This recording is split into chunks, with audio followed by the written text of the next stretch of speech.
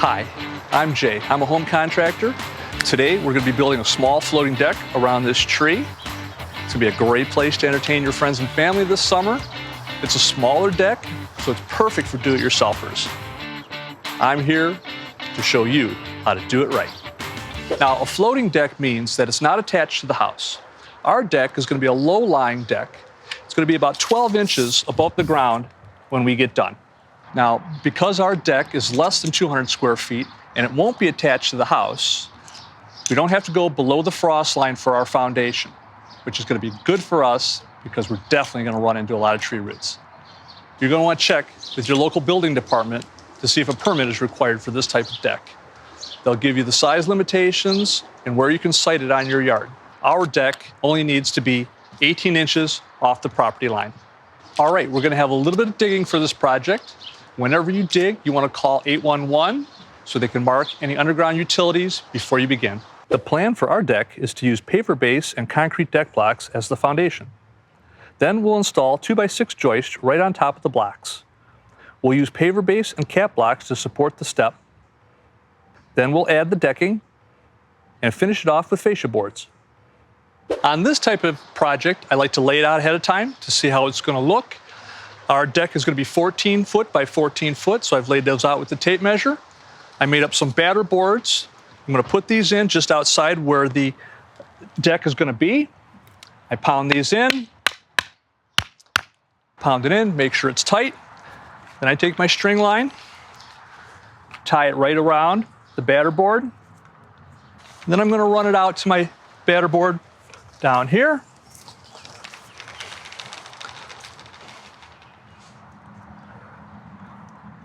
I'm going to measure off the sidewalk the depth of our step and make a mark on the batter board. Continue setting up the strings. Now that I have my batter boards and my strings in and have my layout and all my dimensions, I'm going to check and make sure that it's square. This is easy to do by using the 3-4-5 method. Measure 3 feet along one string and make a mark. Then mark 4 feet along the adjacent string. Adjust the strings until the diagonal equals 5 feet. Now your corner's square. You can mark the corners with small stakes. I'm going to do one last check to make sure it's perfectly square. With the help of Mark, I'm going to measure the diagonals.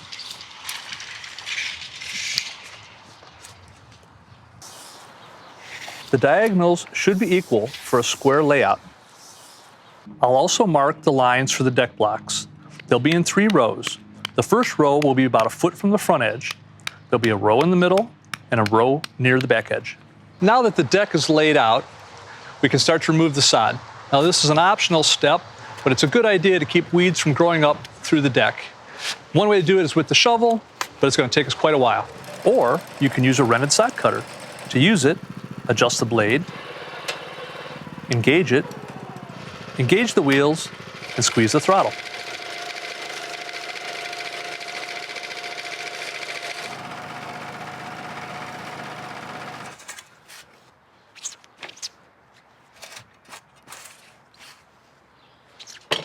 Now that we have our sod removed, we're going to start setting our concrete deck blocks. These are a great alternative to concrete foundations. They still hold your deck up off the ground. They can hold your framing members horizontally, or if you have a post for a higher deck, they can hold it vertically like this. But always check your local building codes before you start. For our deck, we'll use blocks near the end of each joist and a few to hold up our center beam. You can also go without the center beam and use more blocks under each joist for more support. Our deck's going to be about 12 inches above the ground. We're going to reference that off this patio. We're going to have one step here. So I'm going to measure level, measure the height off my patio, and then I'll know what height I need to set these blocks so my framing will be at the correct height. I can tell I need to raise the block just a bit with paver base. Now I'm going to start digging a trench so I can put my paver base in so I can set my blocks. You don't need to go too deep. I'll use some of the leftover soil to fill in the low spots. Next, I'll install some landscape fabric with spikes. The roots will still be able to get water and air. I'll use a few inches of paver base in the bottom of the trenches and tamp it down with a tamper. Lay paver base for each row of blocks. Now that I have my paver base in place, I want to check make sure that all 3 rows are level to each other. So I use this long 2x6 and my level to check them, and they are level all the way down, and this is level. Okay, we're good to go, and I can start setting my concrete deck blocks. Put them down in place. We're going to take this 2x6, set it in place, and we're going to check it for level. That looks pretty good. If one block is too low, you can put a little paver base underneath it. If it's too high, you can take a little bit out. We'll do the same in the back. Now that we have our 4 outside corner blocks set and level, we're going to set the inside ones, and we're going to check them. I cut a board here that fits in between. We're going to set it on top. There we go. Okay, now I can see right away the center one's a little high. So I'm going to take this out. Mark's going to hold that for me. I'm going to wiggle that. We're going to test it.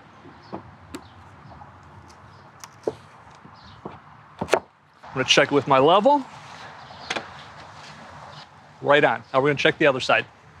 All right, that looks good. We got our perimeter blocks set and level. Tomorrow we're going to come back and start framing. We're going to start working on our framing today. I'm going to use pressure-treated lumber, zinc-coated hardware, and galvanized nails. The pressure-treated lumber is going to resist decay, and the coated hardware is going to resist rusting. For our framing, we'll have one long joist at each side sitting on blocks. The rim joist will attach to these boards. We'll also have a center beam supported by a few deck blocks. Our floor joists will sit on blocks near the rim and attach to the center with joist hangers. On the outside, we'll secure double end joists to the rims and use sleepers along each side. Now I'm going to start laying out my rim joist. It's going to be 13 foot 3 inches. Come down here, I'm going to make a mark.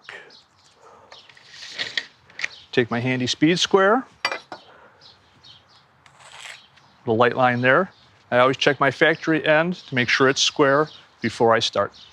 Take my circular saw, and I measure from the edge here to the edge of the shoe, and I see it's 5 inches. Take the line that I've already drawn, come back 5 inches, put my speed square on that mark there. I'm going to use my speed square to hold my saw straight while I make the cut. Now that we have our framing cut to length, we're going to start to lay out for the joists. First thing I'm going to do is clamp them together so they don't move. While we're doing our layout, make sure everything's accurate.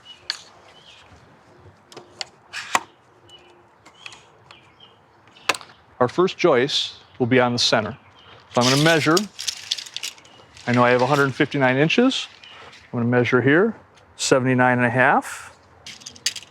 Measure this way, check my dimension, take my speed square, lay out for the first joist that's right on center. I'm going to measure 16s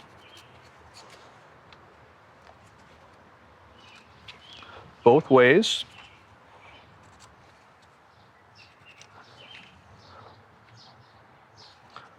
Once I have my joist locations marked, take my speed square, transfer those lines across all 3 framing members. Now that I have that laid out, we're ready to start putting it together.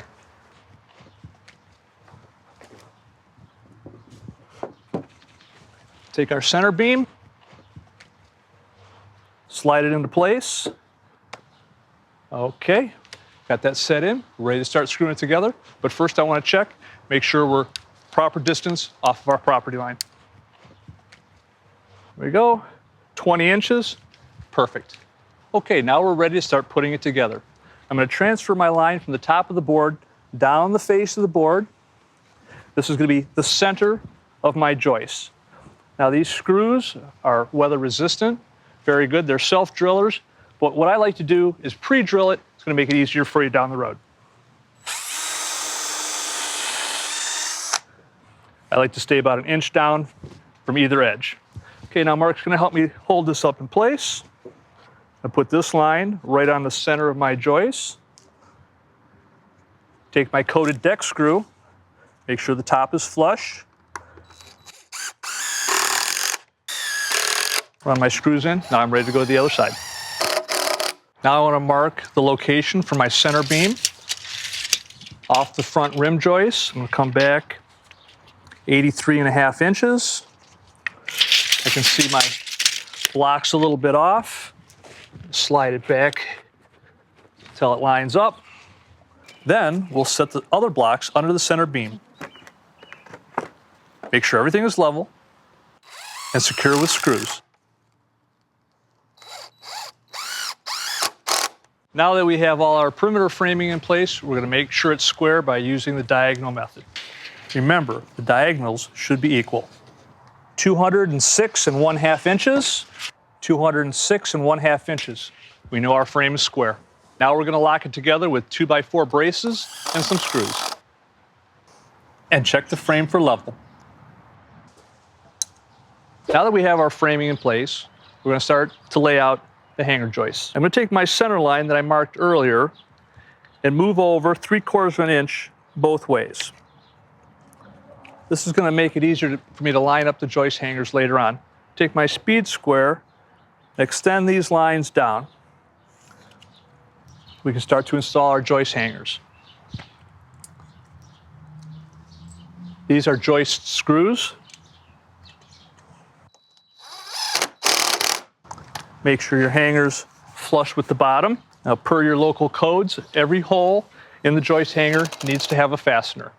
Another convenient thing is a little block I've made to help line up the joist hanger as you work along. It'll make sure you line up the bottom every time. You can also use nails. Another great tool that'll speed up the process is this pneumatic palm nailer. Just set the nail on the magnetic tip, press into the hole, and the tool drives the nail into the wood. We've removed the corner braces. We're going to set the concrete block down. I've got all the intermediate joists cut to length. We're going to test fit here.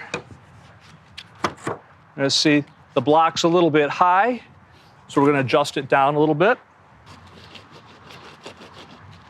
I'm going to wiggle that. This joist is flush. We're going to go down and check the rest.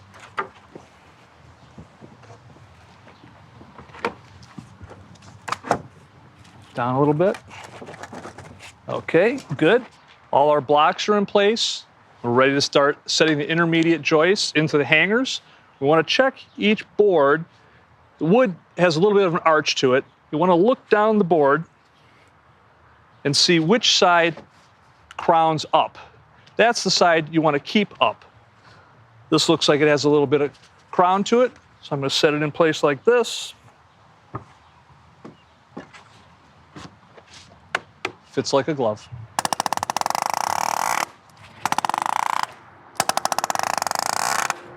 We planned our framing so that it would go around the tree.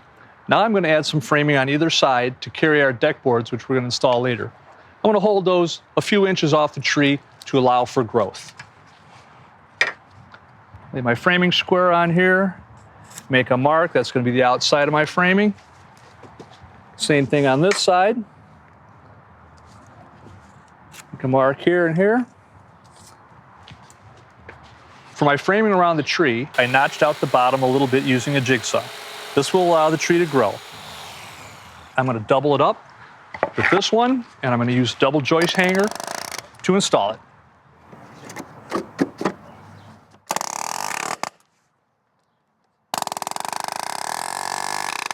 For larger trees or longer joist spans, double up the framing all the way around the tree. You can even use special hangers to attach framing at the corners. Now we're going to install our end joists. Ready, Mark?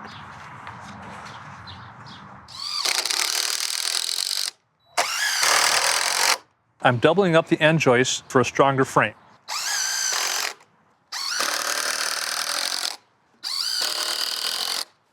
Then I'll add sleepers to provide extra support.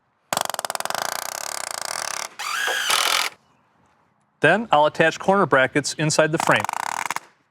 The The steps for this project are real simple. I built some boxes out of pressure-treated lumber. This lumber is rated for direct contact to the ground. Our decking manufacturer has recommended a tighter spacing for more support for the steps. I'm going to put it in place.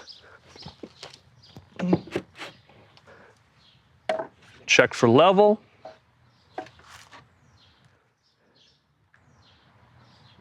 Looks good. Now that I've got everything leveled and squared, I'm going to put a clamp on it here. Take my coated deck screws.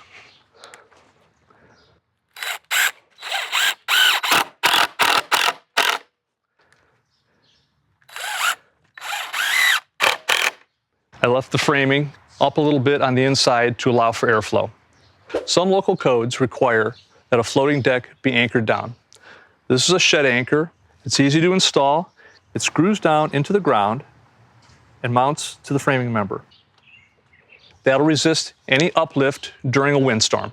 If the joists are a little high, use a power planer to even them out. Here's a technique that's popular for deck installations. We add some waterproof tape to the top of the framing members. This will help protect the wood and protect against any ice or water that'll get in between the deck boards. To keep animals from getting underneath, we're going to cut some wire mesh and install it along the edge of the deck. I'll install small blocks to my frame to staple the screen to. Then I'll cut the mesh to height and install the mesh with staples. I'm ready to start putting down our decking. We're using Trex composite decking. It's a very durable product. It comes with a groove along the edge that I can use these concealed fastener clips to hold it down. Before I set the decking in place, I'll measure and cut the deck boards ahead of time using a chop saw.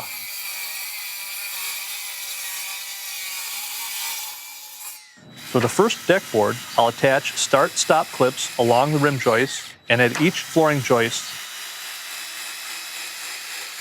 Then slide the board into position. On the other side of the board, position the hidden fasteners inside the groove and drive the screw through the hole into the joist. Attach a fastener on every joist. Slide the next board onto the fastener. Tap it with a rubber mallet to make sure it's tight and locks onto the fasteners. Then install the hidden fasteners along that board. Continue installing the deck this way.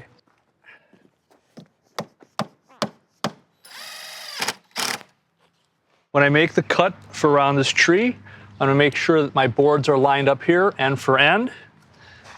I'm going to take about a 1/4 inch past the framing, make a mark on my board right here. Then I'm going to transfer this line on this side. Transfer my line from here on this side. Then I'm going to take the jigsaw and I'm going to cut this out.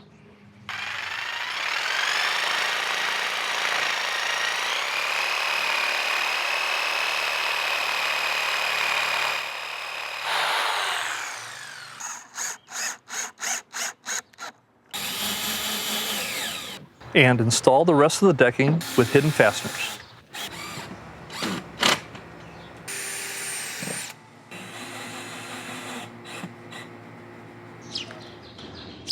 I'm going to rip down our last deck board for width. And I'm going to take my slot cutter and put a new groove in the edge. Then I'll have a place to attach my stop clips to fasten it down.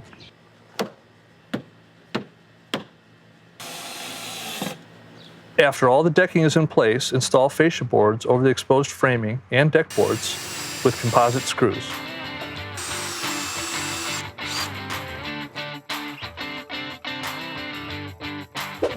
And that's it. Our new floating deck is complete. We've added a great table and swivel chairs for a comfortable and inviting place to gather. You can add plants and flowers to bring out color and texture. For the space between the deck and the fence, I've built a short frame to hold up the planter boxes. We've added lights and lanterns to provide a soft glow for evening entertainment. This is a great project for do-it-yourselfers, and now you know how to do it right.